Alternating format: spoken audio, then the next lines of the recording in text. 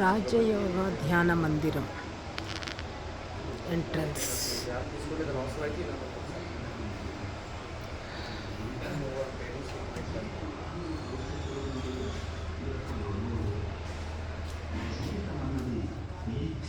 ఎంట్రన్స్లో లెఫ్ట్ సైడ్న బాబావారి హాల్.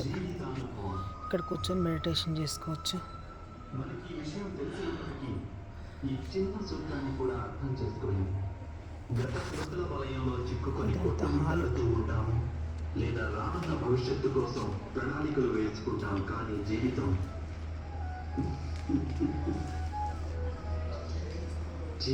గడిచిపోతుంది.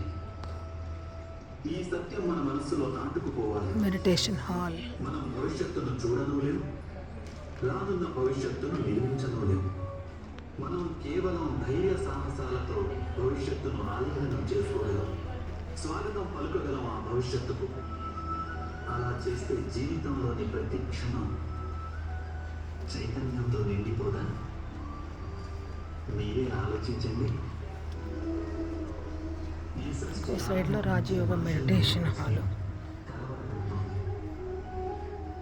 తమ అనుబంధాల వలన ఎక్కువ పాలు సుఖం, అతి తక్కువ పాలు దుఃఖం ఏ విధంగా పొందగలమా అని. ఈ లోకంలో మీకున్న అనుబంధాలన్నీ మీకు సంపూర్ణ సంతోషాన్ని ఇస్తున్నాయా?